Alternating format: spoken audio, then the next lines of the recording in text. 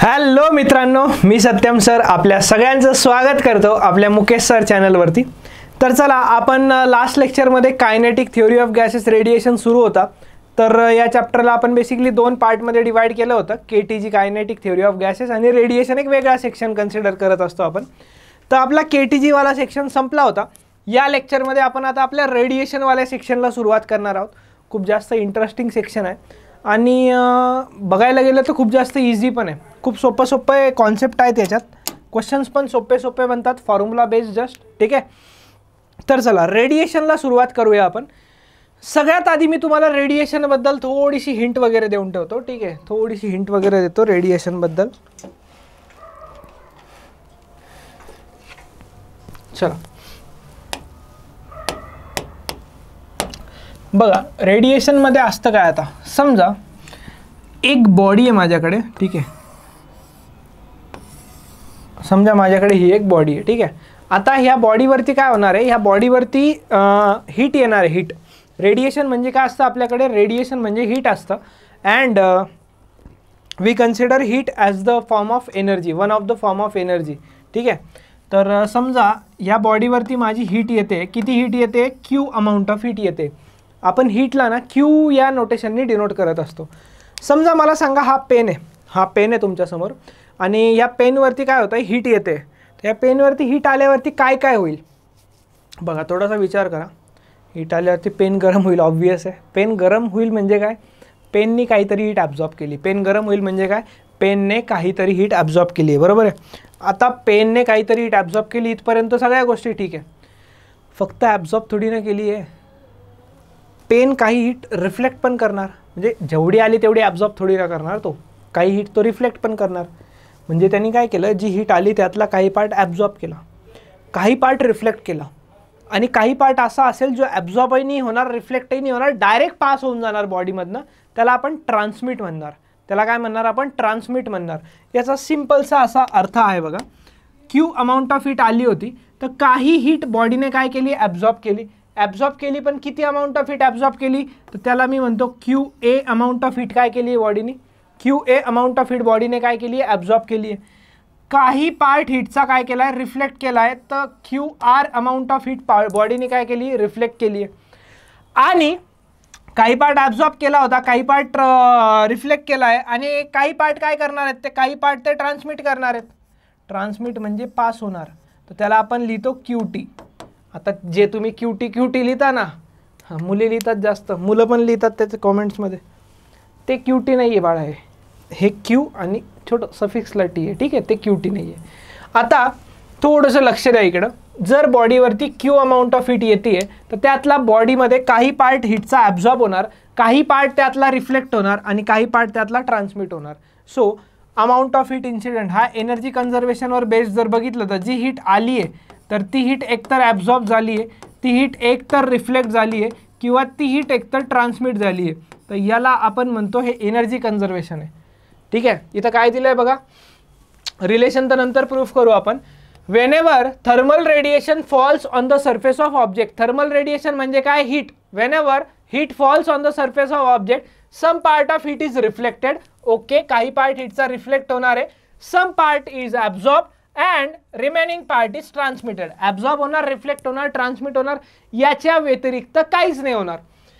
आता let Q be the total amount of thermal energy incident. आता Q म्हणजे अशी आहे की ती टोटल एनर्जी आहे जी इन्सिडंट आहे सरफेसवरती, त्यापैकी Q A, Q R, Q T be the respective amount of heat absorb, reflected and transmitted. म्हणजे किती अमाऊंट ऑफ हीट रिफ्लेक्ट झाली, ॲब्झॉर्ब झाली, ट्रान्समिट झाली, हे कोण दाखवतं आहे, क्यू ए, क्यू टी आणि क्यू आर, ठीक आहे। आता मला सांगा, ते इक्वेशन लक्षात ठेवायचं, थोडंसं ते इक्वेशन लक्षात ठेवायचं, ठीक आहे।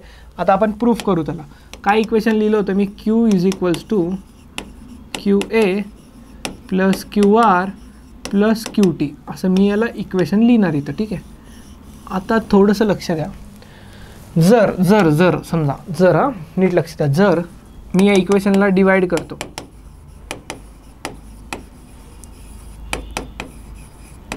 डिवाइड बाय क्यूने जर मी या इक्वेशनला डिवाइड केलं, तर आता मला सांगा तर काय होऊन जाईल बघा बरं, थोडंसं लक्ष द्या। क्यू डिवायडेड बाय क्यू येऊन जाईल, इकडं Q A divide by Q येऊन जाईल, plus Q R divide by Q येऊन जाईल plus Q T divide by Q येऊन जाईल. आता याच्यात इम्पॉर्टंट गोष्ट काय माहिती आहे का, क्यू म्हणजे टोटल अमाऊंट ऑफ हीट आहे.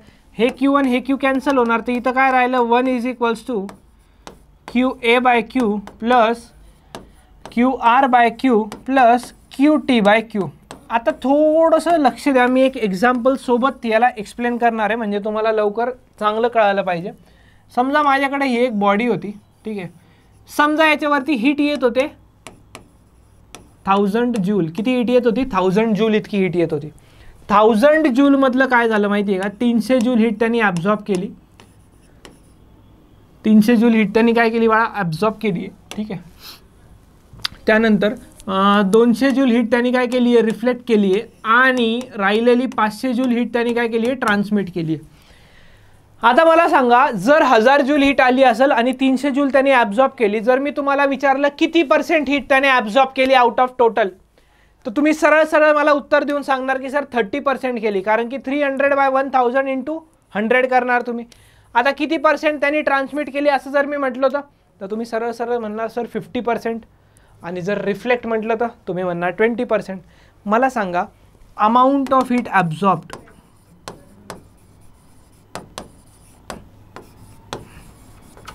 Amount of heat absorbed out of total, amount of heat absorbed out of total किती असते. आता हे जर मला कॅल्क्युलेट करायचं आहे तर हे कसं कॅल्क्युलेट करणार मी,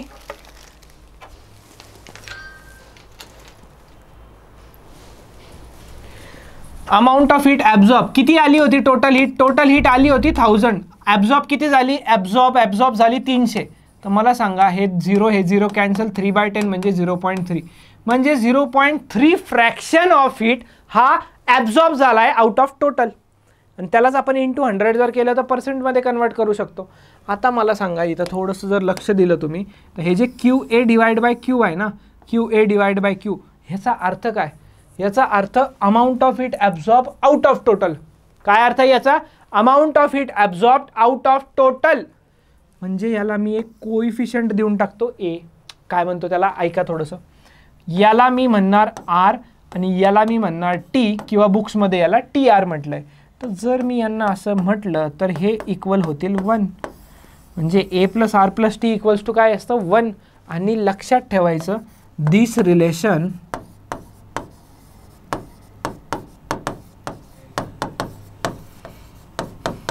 इज व्हॅलिड ऑलवेज. काय लक्षात ठेवायचं, this relation is valid always, म्हणजे हे रिलेशन प्रत्येक वेळेस व्हॅलिड आहे. ए म्हणजे काय म्हणतो आपण माहिती का त्याला, मी याला नावं देऊन देतो तुम्हाला, हे नाव पूर्ण बुक्समध्ये पण नाही आहे. ए म्हणजे असतं कोइफिशियंट ऑफ ॲब्झॉर्प्शन किंवा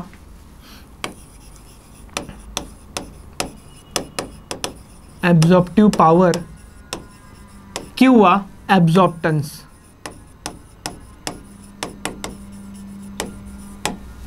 ठीक आहे.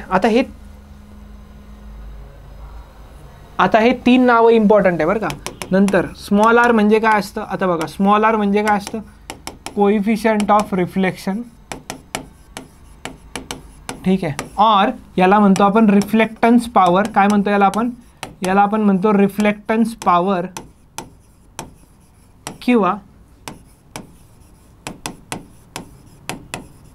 याला रिफ्लेक्टिव्ह पॉवर म्हटलं तर बरोबर राहील. ठीक आहे, याला रिफ्लेक्टिव्ह पॉवर म्हटलं तर बरोबर राहील. आणि याला आपण म्हणणार रिफ्लेक्टन्स. हे तिन्ही पण नाव आहे. ठीक आहे. आणि तिसरं काय होतं आपलं, टी होतं. टीला काय म्हणणार आपण, coefficient of transmission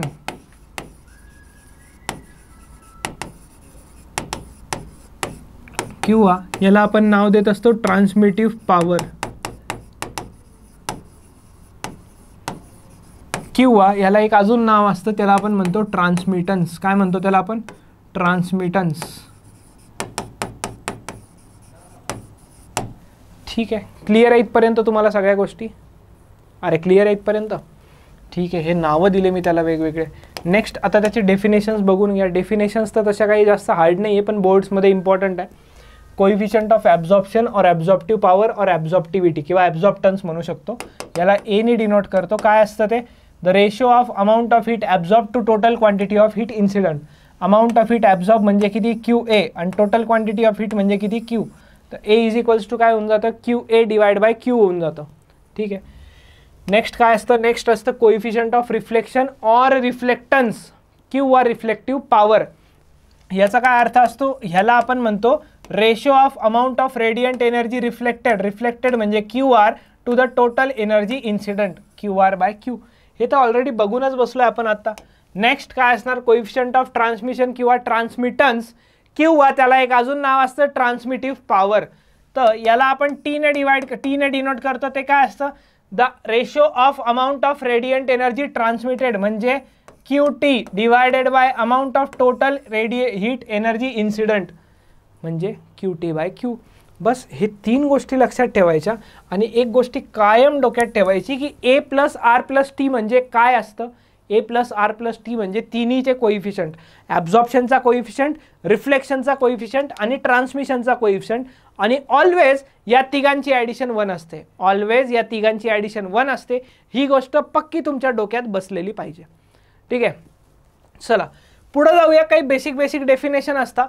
perfect transmitter म्हणजे काय. आता काय परफेक्ट ट्रान्समीटर म्हणजे काय. परफेक्ट ट्रान्समीटर म्हणजे काय, याच्यावरती जितकी काही हीट येते, जितके काही रेडिएशन्स येत आहे ते सगळ्याच्या सगळे रेडिएशन्स ट्रान्समिट करायचे. म्हणजे ॲब्झॉर्ब पण नाही करायचे, रिफ्लेक्ट पण नाही करायचे. काय करायचं फक्त आणि फक्त ट्रान्समिट करायचं. तर मला सांगा हे तर व्हॅलिड आहे ना. A plus R plus T equals to किती असतं 1 असतं. आणि सगळंच ट्रान्समिट करायचं म्हणजे टीचीच व्हॅल्यू 1 झाली. अरे बबड्या गधड्या, सगळं ट्रान्समिट करायचं मग टीची व्हॅल्यू किती झाली 1 झाली ना. आणि टीच जर 1 झाला तर ऑब्व्हियसली A आणि Rला 0 होण्याशिवाय काहीच ऑप्शन नाही. A आणि Rला 0 होण्याशिवाय काहीच ऑप्शन नाही.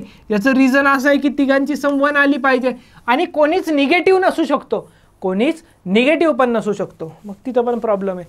आयदर 0 असेल किंवा 0 पेक्षा मोठा असेल किंवा 1 पेक्षा छोटा असेल. म्हणजे 0 पेक्षा मोठा आणि 1 पेक्षा छोटा याच्यातच ARTच्या व्हॅल्यू गुंतलेल्या आहेत. ठीक आहे. चला, since all 3 quantities ART are the ratios of thermal energies, they are dimensionless quantities. ठीक आहे. ARTला तसंही युनिट नसतं. जर R0 आणि A0 असलं तर 100% टीची व्हॅल्यू 1 असेल. म्हणजे जेवढी हीट एनर्जी आली आहे त्याच्यावरती तर ती पूर्णच्या पूर्ण ट्रान्समिट केली आहे, म्हणून त्याला आपण परफेक्ट ट्रान्समिटर असं म्हणतो. ठीक आहे. नेक्स्ट असतं डायॲथर्मॅनस सबस्टन्स. डायॲथर्मॅनस सबस्टन्स म्हणजे काय, अ substance through which heat radiations can pass. Heat radiations pass होऊ शकतात म्हणजे ट्रान्समिट होऊ शकतात. T0 नसतो. याचा अर्थ काय, T त्याच्यात 0 नसतो. टीची व्हॅल्यू 0 नसते. विषय संपला. ठीक आहे. हे लिहून दिलं. A diathermanous body is neither a good absorber nor a good reflector. म्हणजे ते चांगलं ॲब्झॉर्बरही नसतं आणि चांगलं रिफ्लेक्टरही नसतं. हां, त्याला तुम्ही चांगलं ट्रान्समिटर म्हणू शकता. ठीक आहे. त्याला तुम्ही चांगलं ट्रान्समिटर म्हणू शकता. 100% तुम्ही त्याला चांगलं ट्रान्समिटर म्हणू शकता. ठीक आहे. चला पुढे जाऊयात. नेक्स्ट असतं डायॲथर्मॅनस झाल्यावरती ॲथर्मॅनस सबस्टन्स. ॲथर्मॅनस सबस्टन्स म्हणजे काय, जे ट्रान्समिटच करणार नाही. जे ट्रान्समिटच करणार नाही. मग ते काय करतील, मग ते फक्त ॲब्झॉर्ब करतील आणि रिफ्लेक्ट करतील. ट्रान्समिट करणारच नाही म्हणजे ते काय करणार फक्त, म्हणजे ते फक्त ॲब्झॉर्ब करतील आणि रिफ्लेक्ट करतील. Object does not transmit any radiations, it is said to be opaque to the radiation. Opaque म्हणजे नाही होते transmit. Substance which are largely opaque to thermal radiations do not transmit heat. आणि famous example याचे आहेत water, wood, iron, copper, moist air, benzene. हे आपल्यातनं हीटला ट्रान्समिटच होऊ देत नाहीत. ठीक आहे. तर ॲब्झॉर्ब रिफ्लेक्ट काही येऊ शकतं पण ट्रान्समिट होणार नाही.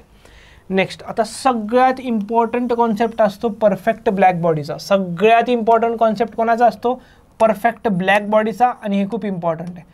सगळ्यात पहिली गोष्ट परफेक्ट ब्लॅक बॉडीचा कॉन्सेप्ट तुम्हाला इथं क्लिअर करून देतो मी. परफेक्ट ब्लॅक बॉडी याचा अर्थ काळ्या रंगाची बॉडी नाही. ठीक आहे. परफेक्ट ब्लॅक बॉडी म्हणजे काळ्या रंगाची बॉडी नाही. परफेक्ट ब्लॅक बॉडीचा अर्थ होतो अशी बॉडी की जी रेडिएशन ॲब्झॉर्ब करते सगळी. ठीक आहे. जसं सिम्पल एक्झाम्पल, समर सीझनमध्ये, उन्हाळ्यामध्ये काळ्या कलरचे कपडे घालायचे नाही असं सांगितलं जातं. गरमी जास्त होते. मग कोणत्या कलरचे घालायचे की घालायचेच नाही, घालावं लागतं बाबा. कोणत्या कलरचे, पांढऱ्या कलरचे, व्हाईट पांढऱ्या कलरचे घाला जास्त असं म्हणतात. काय कारण आहे त्याच्या मागं काहीतरी, तर त्याच्यामागं कारण म्हणजे फिजिक्स आहे. काय त्याच्यामागं, फिजिक्स आहे. फिजिक्स काय होतं माहिती आहे का, ब्लॅक कलरचा जर कपडे आपण घातले तर ब्लॅक कलरचे कपडे काय करतात, तर हीट ॲब्झॉर्ब जास्त करतात. एक गोष्ट लक्षात ठेवा, थोडंसं पुढं जाऊन अजून तो टॉपिक येणारच आहे. जो चांगला ॲब्झॉर्ब करू शकतो ना, तो चांगलं इमिटही करू शकतो. याचा अर्थ ज्यांनी चांगला अभ्यास केला आहे ना, तर एक्झाम वगैरेमध्ये तो चांगलं लिहू शकतो, चांगल्या प्रकारे लिहू शकतो, अशी आपण अपेक्षा बाळगत असतो. बरोबर. म्हणजे आधी तर त्याला अभ्यास करावा लागेल ना, आधी त्याला डोक्यात घ्यावे लागतील कॉन्सेप्ट, म्हणजे त्याला ॲब्झॉर्ब करावं लागेल, नंतर तो एक्झाममध्ये जाऊन इमिट करेल. आता जो चांगला ॲब्झॉर्ब करू शकतो 100% तो चांगलं इमिट पण करतो. 100 नाही 1001%. पुढं जाऊन लॉ येईल, तो प्रूफ पण बघू आपण काय आहे त्याचं प्रूफ वगैरे. काय म्हटलं मी, जो चांगला ॲब्झॉर्ब करतो तो चांगलं इमिटसुद्धा करतो. आता ब्लॅक कलरच्या कपड्यांवरती आपण बोलत होतो, गोष्ट करत होतो. ब्लॅक कलर काय असतो, चांगला ॲब्झॉर्बर असतो. म्हणजे ब्लॅक कलरचे जे कपडे असतात किंवा ब्लॅक कलर स्वतः ॲब्झॉर्ब चांगलं करतो, आणि तो ॲब्झॉर्ब केल्यामुळे इमिट पण करतो, म्हणून आपल्याला जास्त गरमी होते. व्हाईट कलर जे आहे तो कमी ॲब्झॉर्ब करतो, आणि ॲब्झॉर्ब कमी केलं तर 100% तो इमिट पण कमी करणार. ॲब्झॉर्ब कमी केलं तर 100% तो काय करणार, इमिट पण कमी करणार. यात तर काहीच वाद नाही आहे ना. बरोबर.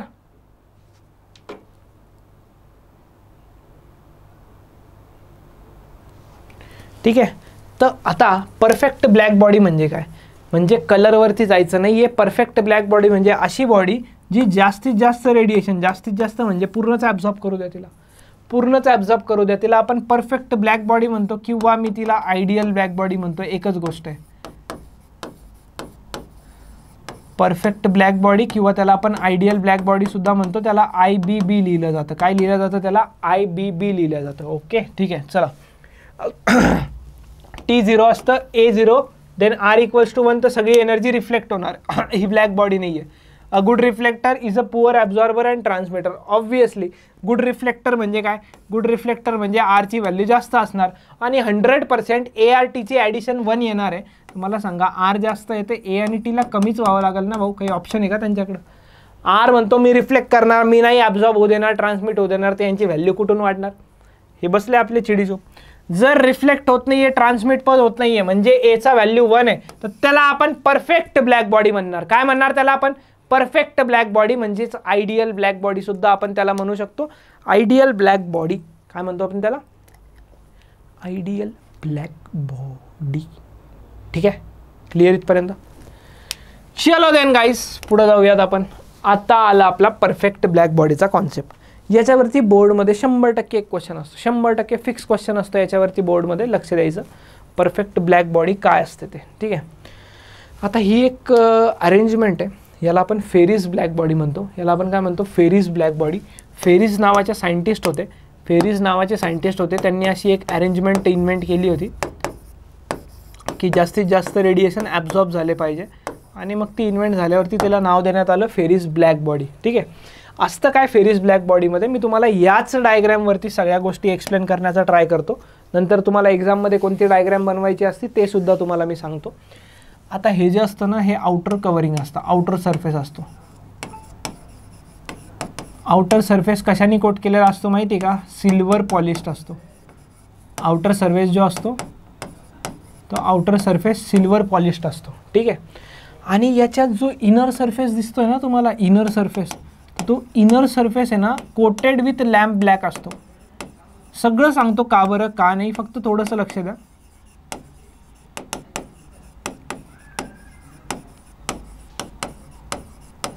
ठीक आहे. अजून काय, आता इथनं छोटीशी जागा आहे जिथून लाईट येतोय, आणि खूप छोटी जागा आहे. इथं तुम्हाला ॲनिमेशन फॉर्ममध्ये दाखवण्याचा प्रयत्न केलेला आहे.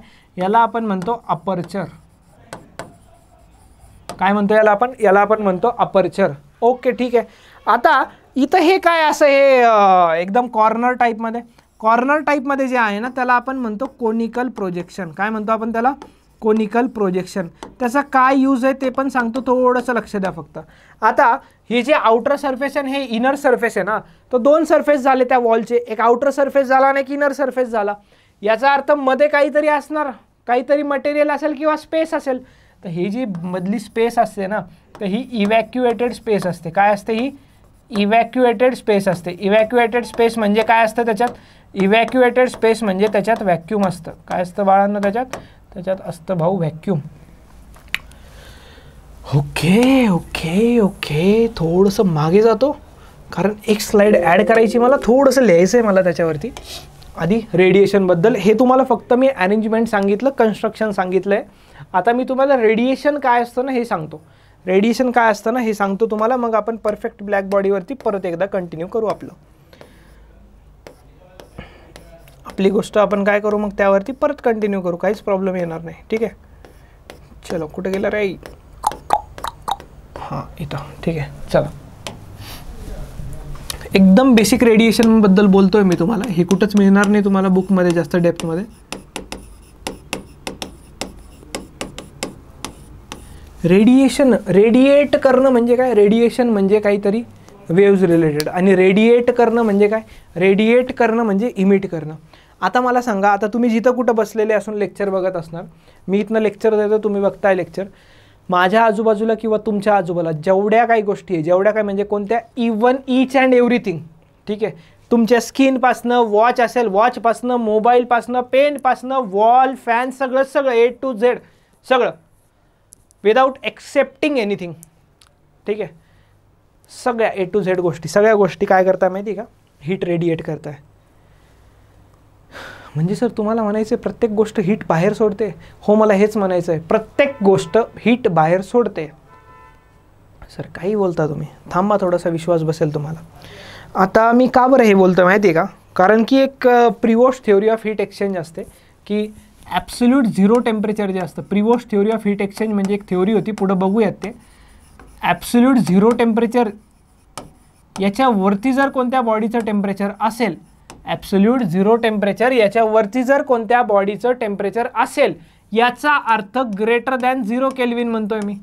ॲब्सोल्यूट झिरो टेम्परेचर म्हणजे किती? ॲब्सोल्यूट झिरो टेम्परेचर म्हणजे किती? 0 केल्विन. किती? 0 केल्विन. तर आता मला सांगा, 0 केल्विनच्या वरती कोणत्याही बॉडीचं टेम्परेचर असेल तर ती बॉडी काय करणार? हीट रेडिएट करणार. म्हणजे आता मी ज्या पेननी लिहितोय, हा पेन पण हीट रेडिएट करतोय का? तर yes, this pen is also radiating heat. तुम्ही ज्या पेनने लिहिताय तो पण हीट रेडिएट करतोय.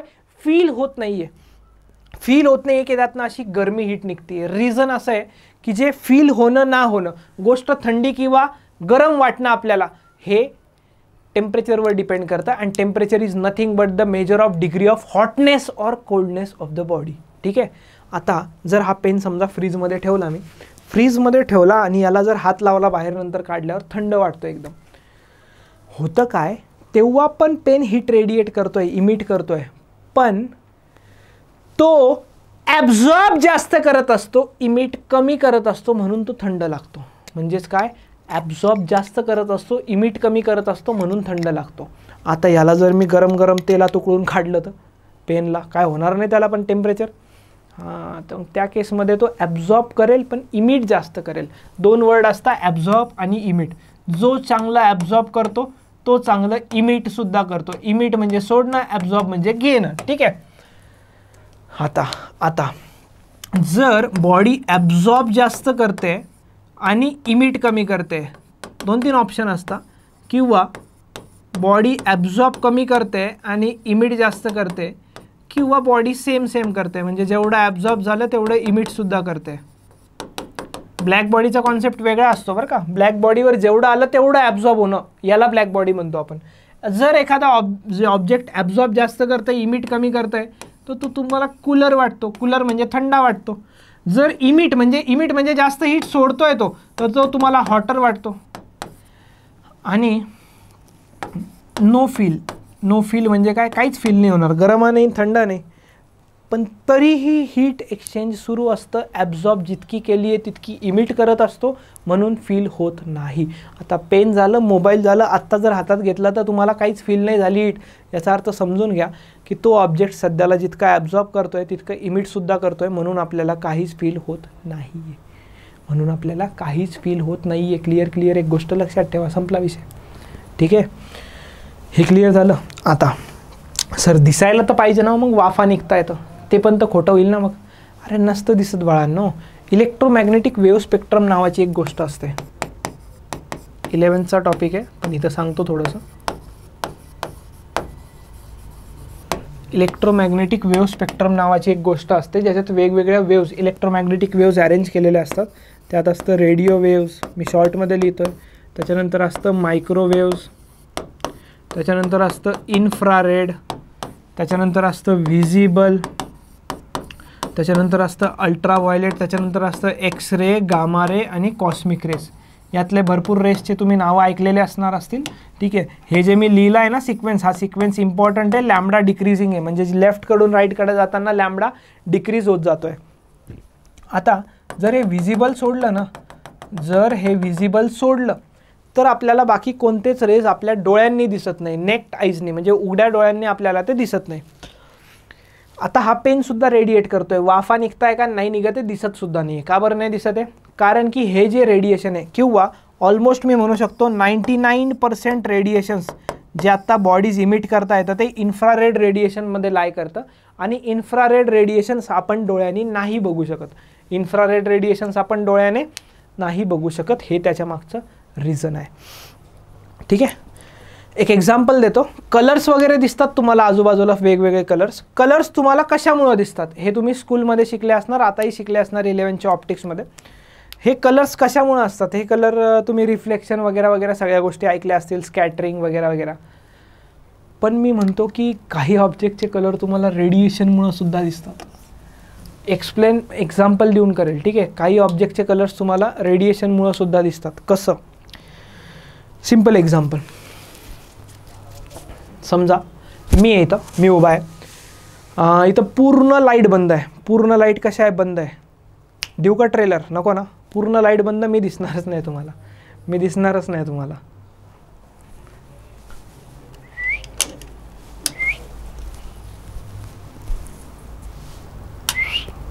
दिसतोय का? एक लाईट चालू आहे अजून पण बरं का. हे आता दिसतोय का मी तुम्हाला? नाही दिसत आहे. मी लाईट बंद केल्या बरं का, कमेंट नका करू नाही दिसत नाही. आता मी जर पूर्ण हा पण लाईट जर बंद केला ना, मग बघा तुम्हाला मी दिसतो का. तो एक्सपेरिमेंट करतोय बरं का थोडंसं.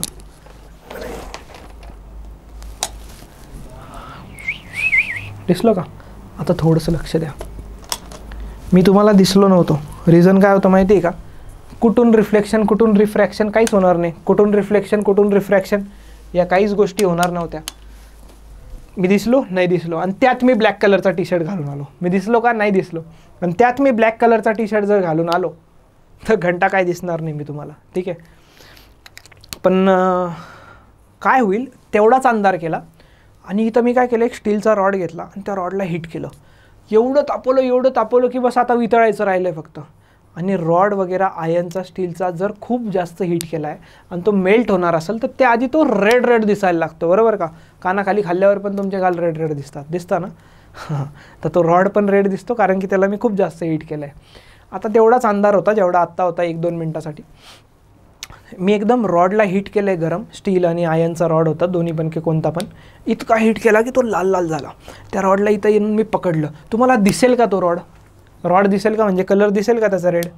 100% दिसणार. तेवढ्या अंधारात तुम्हाला तो कलर दिसणार. का बरं? आता तर रिफ्लेक्शन होत नाही आहे. अरे उजेडच नाही रिफ्लेक्शन व्हायला. तर आता बोला, कळलं का भाऊ? समज में आया? तो जो रेड कलर दिसतोय ना, तर ते रॉड हीट रेडिएट करतोय बाहेर, म्हणून रेडिएशनमुळे रेड कलर दिसला. म्हणजे आपल्याला जे कलर्स दिसतात तर ते ऑब्वियसली 99% कलर्स रिफ्लेक्शनमुळे दिसतात. काही कलर्स आपल्याला रेडिएशनमुळे सुद्धा दिसत असतात. समजलं तुम्हाला आता? कळलं का भाऊ? खूप डेप्थमध्ये गेलो. हे बुकमध्ये सापडलं तर मला दाखवून द्यायचं. चला परत येऊ ब्लॅक बॉडीवरती. आता हे ब्लॅक बॉडी म्हणजे काय? फेरिस ब्लॅक बॉडी म्हणतो आपण याला. ब्लॅक बॉडी म्हणजे अशी बॉडी की ज्याच्यावरती जितके पण रेडिएशन्स येणार आहेत ते सगळे रेडिएशन्स ॲब्झॉर्ब झाले पाहिजे. आता याच्यात स्मॉल छोटंसं अपर्चर असतं. आता हे छोटंसं अपर्चरचं काय काम आहे? तर छोट्याशा अपर्चरमधनं लाईट येण्यासाठी जागा असते, थोडीशीच जागा असते. आता इथं हे असं कोनिकल प्रोजेक्शन का बरं दिलं आहे? रिझन असं आहे की हा जर असाच सरफेस असता, समजा लाईट अपर्चर आला म्हणजे काय आलं? रेडिएशन, हीट रेडिएशन आले. तर हीट रेडिएशन आल्यावरती ते परत सेम जर रिफ्लेक्ट झाले तर मॅटर होऊन जाईल. कळालं ना? ते अपर्चर जर असंच सरळ आलं आणि रिटर्न गेलं तर मॅटर होऊन जाईल. ते मॅटर नाही होऊ द्यायचं आपल्याला त्याला आतमध्येच खेळवायचं आहे.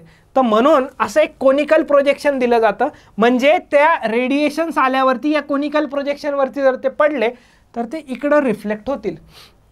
काही छोटासा पार्ट त्यांनी ॲब्झॉर्ब केला, इकडं रिफ्लेक्ट झाला. ठीक आहे, परत ॲब्झॉर्ब केला, इकडं रिफ्लेक्ट केला, थोडा ॲब्झॉर्ब करून बाकी रिफ्लेक्ट केला, इथं परत थोडा ॲब्झॉर्ब केला, इकडं रिफ्लेक्ट केला. अरे थोडा करत तर ॲब्झॉर्ब करून घेईल ना सगळं.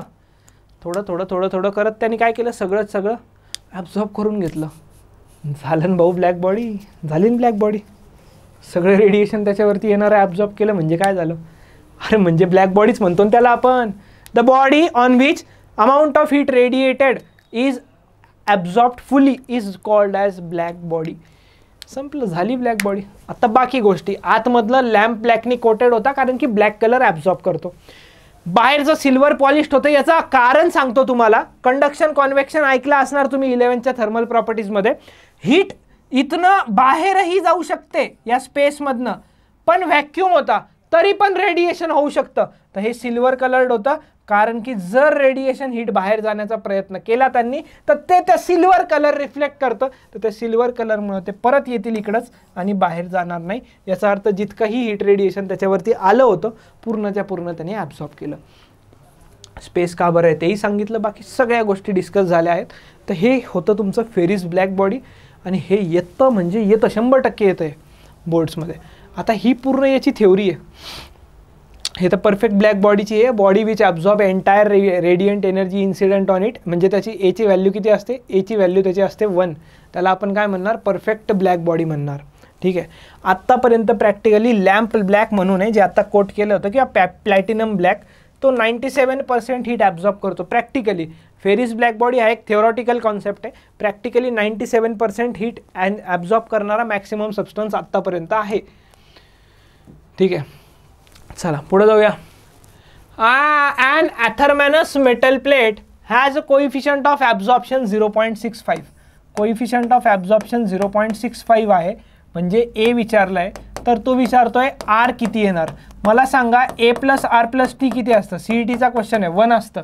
टी 0 घेऊन टाकणार. का बरं 0 घेणार, अरे बाबा ॲथरमॅनस सबस्टन्स आहे. आत्ताच ॲथरमॅनस डायॲथरमॅनसबद्दल बोललो. तर एची value 0.65 plus R equals to 1. So R is equals to होऊन जाणार 0.35. आर इज इक्वल्स टू काय होऊन जाणार 0.35. विषय संपला.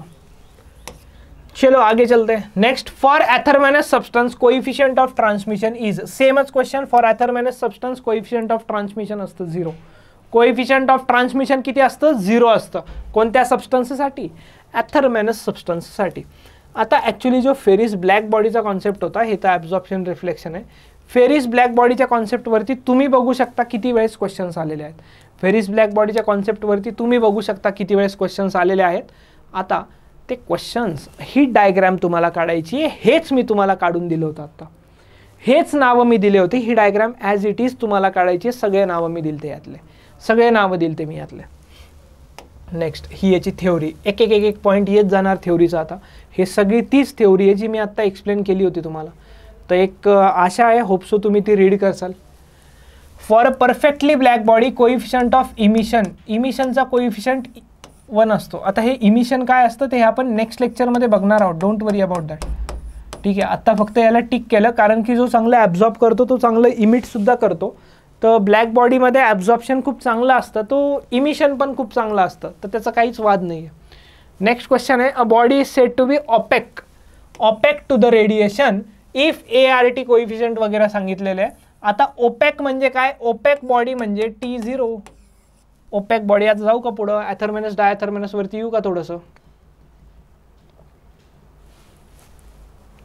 बघा, body is said to be opaque body. ॲथरमॅनससाठी टी किती असतं, 0 असतं. त्याला आपण ओपेक बॉडी म्हणतो. तुम्हाला सांगा, हे ऑप्शन दिसत नाही का तुम्हाला, ऑपेक बॉडी म्हणजे ॲथरमॅनससाठी टी 0 असला तर 100% ए प्लस आर किती येणार, 1 येणार. टी 0 असला म्हणजे ए प्लस आर 1च येणार. For a perfectly black body coefficient of absorption is. 2 वेळेस क्वेश्चन आलाय. क्वेश्चन येण्यासारखा पण लेवल नाही आहे. युनिटी म्हणजे 1. परफेक्ट ब्लॅक बॉडीसाठी ॲब्झॉर्प्शनचा कोइफिशियंट. असे क्वेश्चन येतात म्हणून म्हटलं रेडिएशनवाल्या पार्टला सोडायचं नसतं. ठीक आहे, पुढचं आपण ठीक आहे नेक्स्ट लेक्चरमध्ये बघू. लेक्चर मोठं होऊन जाईल कारण की पुढचा टॉपिक खूप इम्पॉर्टंट आहे आणि होपसो ट्राय करू पुढच्या लेक्चर किंवा 1-2 लेक्चर्समध्ये आपण या चॅप्टरला वाइंड अप करून टाकू. ठीक आहे सर. चला मित्रांनो, मी सत्यम भंडारी इथंच थांबतो. आपण भेटूया पुढच्या लेक्चरमध्ये. पुढच्या लेक्चरला येण्याआधी या लेक्चरच्या सगळ्या गोष्टी होप्सो तुम्ही रिवाईज करून येसाल अशी मी आशा बाळगतो आणि हे लेक्चर इथंच थांबवतो. चला टाटा बाय बाय, धन्यवाद, थँक्यू एव्हरीवन.